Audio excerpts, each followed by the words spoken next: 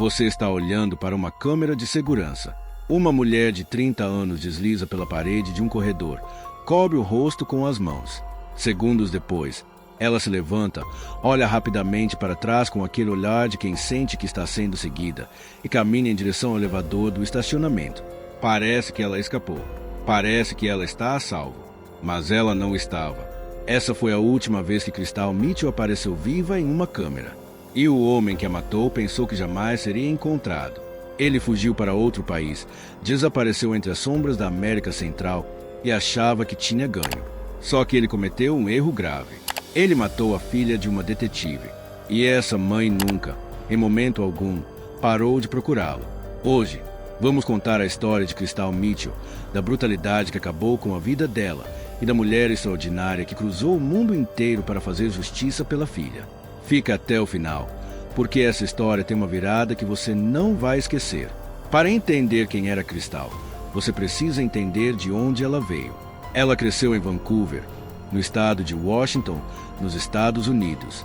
Uma cidade pequena, tranquila, o tipo de lugar onde todo mundo se conhece. E foi lá que Crystal foi criada por uma mãe que dedicou a vida inteira a proteger pessoas, Josephine Wenzel, ex-detetive da polícia na ilha de Guam. Crystal era daquelas pessoas que iluminam o ambiente. Quem a conhecia descrevia um sorriso contagiante, um bom humor que fazia todo mundo ao redor rir, uma beleza exterior que não escondia em nada a bondade que ela carregava por dentro. Ela era generosa, presente, aquele tipo de pessoa que tiraria a própria jaqueta do corpo e te daria se você estivesse com frio. Mas a vida de Crystal não foi fácil. Ela passou por um divórcio difícil. Depois disso, decidiu recomeçar. Não só recomeçar, mas recomeçar longe. Em 2012, com cerca de 26 anos e 2 filhos pequenos, ela tomou uma decisão corajosa. Se mudaria para Phoenix, no Arizona, a mais de 1.600 quilômetros da casa onde havia crescido. Ela queria provar para si mesma que conseguia viver de forma independente, construir uma nova vida com as próprias mãos. Josephine ficou com o coração apertado, mas estava orgulhosa. Ela me disse: "Mãe, eu vou para o Arizona." Ela queria mostrar que conseguia sozinha, e eu fiquei muito orgulhosa dela, contou a mãe. Em Phoenix, Crystal floresceu. Conseguiu emprego como gerente de propriedades, fez amigos, se adaptou à nova cidade. Para manter os laços da família, ela enviava os filhos para passar alguns meses do ano com a avó em Vancouver. Era um acordo que funcionava bem para todos. Mas o verão de 2016 seria diferente. Muito diferente. Quando os filhos de Crystal embarcaram para Vancouver naquele verão, ela ligou para a mãe como sempre fazia. Mas dessa vez havia uma novidade. Ela estava namorando alguém novo e os dois tinham planejado uma viagem rápida de fim de semana para San Diego, na Califórnia. Uma escapada de última hora. Aquele tipo de coisa que parece inofensiva, espontânea, divertida. Josephine não sabia que aquela seria a última conversa que teria com a filha. No dia seguinte, sem notícia de Crystal, Josephine mandou mensagem. Nada. Esperou mais um pouco. O silêncio continuava. Comecei a me sentir enjoada. Eu pensei: meu Deus, alguma coisa está errada, disse ela. E então o telefone tocou. Josephine olhou para o número na tela. Código de área 619. San Diego. Ela soube na hora. Sem nem precisar atender, ela soube. Era a polícia de San Diego. Josephine desligou imediatamente e passou o telefone para o marido. Ela não conseguia ouvir as palavras. Em 10 de junho de 2016, um morador do rancho Mission Trails Condos, um conjunto residencial em San Diego, notou um rastro de sangue que levava até a porta do apartamento do vizinho. Ele entreabriu a porta, chamou para ver se alguém precisava de ajuda, entrou e fez uma descoberta devastadora. Crystal Mitchell, 30 anos, estava morta. A causa da morte foi estrangulamento. Um estrangulamento tão brutal, tão violento, que resultou em fraturas nos ossos do pescoço. O apartamento mostrava sinais claros de luta. Havia marcadores de evidência espalhados por todo o estacionamento do prédio. Você consegue imaginar o que é receber uma ligação assim? O que passa pela mente de uma mãe nesse momento? Com Crystal morta e nenhuma testemunha imediata, a polícia começou a vasculhar o complexo de apartamentos atrás de pistas. E as primeiras descobertas foram sobre o que estava faltando, não sobre o que estava presente. O carro de cristal foi encontrado abandonado no estacionamento do Aeroporto Internacional de San Diego. E o namorado dela, sumido. Seu nome era Raymond McLeod, fisiculturista, ex-fuzileiro naval dos Estados Unidos. E quanto mais os detetives investigavam o passado dele, mais um padrão perturbador emergia. McLeod havia sido condenado anteriormente por violência doméstica contra a primeira esposa em Phoenix. Além disso, havia uma acusação pendente no condado de Riverside, na Califórnia, onde ele era acusado de tentar estrangular a terceira esposa. Os investigadores não tinham dúvidas. Para eles, nenhuma outra pessoa além de Raymond McLeod era responsável pela morte de Cristal. E logo confirmaram que ele havia alugado um carro e cruzado a fronteira com o México. Enquanto a polícia tentava rastrear McLeod, Josephine enfrentava uma dor diferente. Ela precisava cuidar dos netos, crianças pequenas que ainda não entendiam o que havia acontecido com a mãe. Antes de Cristal colocar os filhos no avião naquele verão, ela tinha levado as crianças a uma loja chamada Build-A-Bear.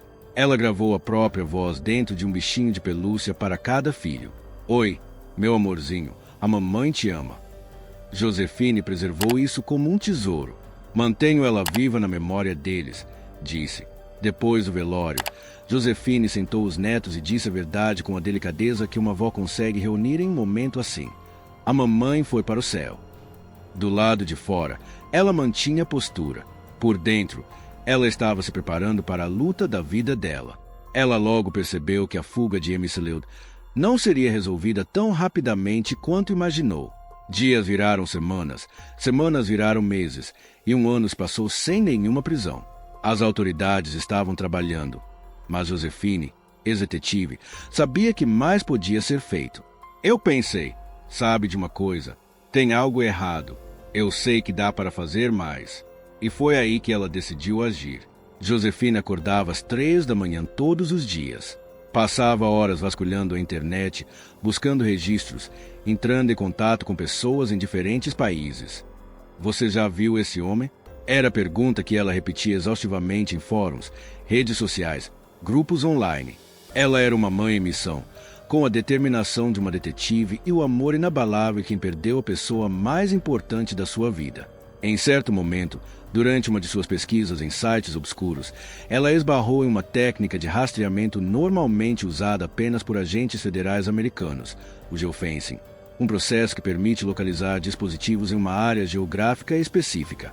De alguma forma, Josephine conseguiu acesso a essa rede, e ela encontrou algo. Em um blog, ela leu o relato de alguém que havia encontrado um homem estranho na Guatemala. Branco, coberto de tatuagens, ex-fuzileiro naval americano, envolvido com drogas e álcool. Um homem que havia acordado cedo de manhã e sido flagrado assediando uma mulher que viajava de mochilão. Josephine estava na trilha certa. Ela então encontrou um vídeo no TikTok, um homem musculoso dançando agressivamente com uma mulher. Ela assistiu quadro por quadro, desacelerando cada segundo, esperando aquele momento em que o homem viraria o rosto. E ele virou, por uma fração de segundo. Meu Deus, é ele, ela disse para si mesma. Ela imediatamente avisou os marshals americanos, que enviaram uma equipe para a Guatemala. Mas quando chegaram lá, McLeod havia sumido. Alguém o tinha avisado que estavam procurando por ele.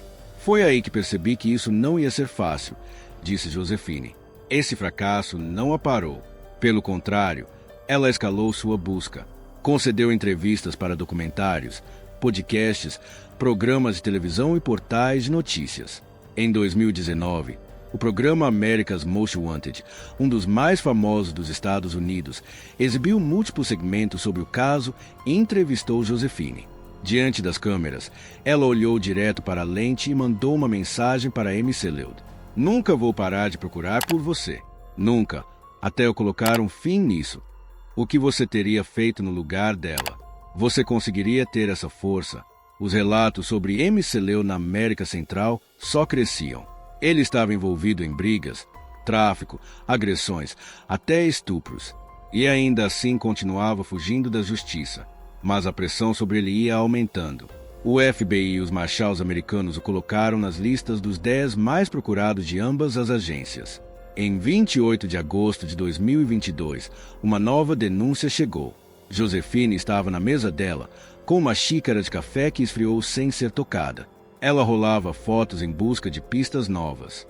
Sua rede de geofencing havia sinalizado Sonsonate, uma cidade pequena no oeste de El Salvador. Ela estava vasculhando postagens quando uma imagem a fez parar completamente. Um homem branco, magro, muito mais fino do que ela lembrava, estava de pé na frente de um quadro branco ensinando inglês para crianças. Josefine deu zoom no rosto. Familiar, mais velho. Ela estava frustrada porque as mangas longas cobriam os braços e ocultavam as tatuagens que confirmariam a identidade dele. Mas ela continuou. Uma segunda foto apareceu. O mesmo homem com outros professores. Depois uma terceira, tirada em uma boate lotada. O ângulo era mais claro. O rosto, inconfundível. Quando fui olhando as fotos, comecei a gritar. Meu Deus, é ele. É ele. Ele estava em El Salvador, ensinando inglês para crianças. Com provas concretas em mãos, Josefine imediatamente acionou os marshals americanos. Eles obtiveram um mandado federal, coordenaram com a polícia local e fizeram a batida na residência de M. Seleud. Sabendo que ele já havia sido visto com armas de fogo, esperavam resistência. Mas M. Seleud saiu sem resistir. Talvez ele soubesse que o jogo tinha acabado.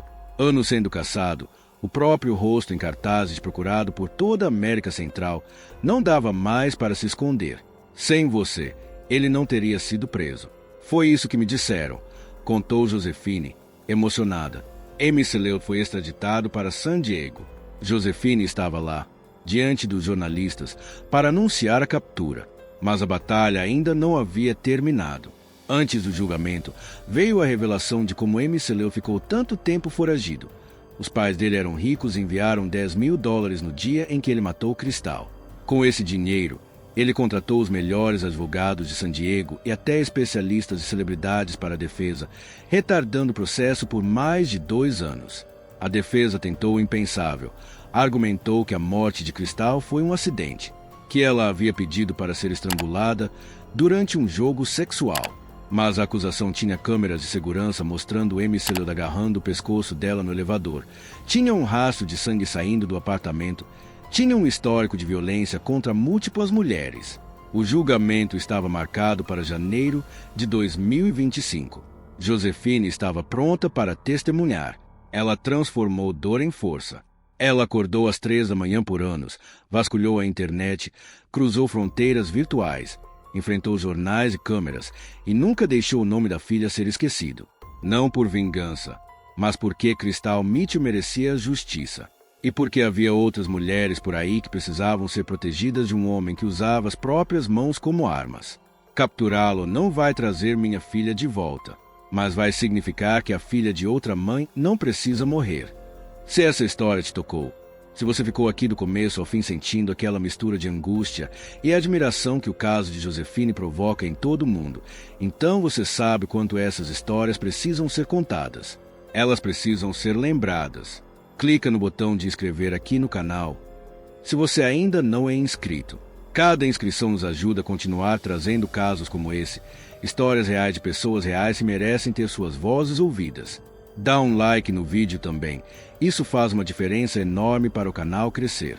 Se você conhece alguém que gosta de true crime, de histórias que fazem pensar, compartilha esse vídeo com essa pessoa. Às vezes uma história dessas começa uma conversa importante.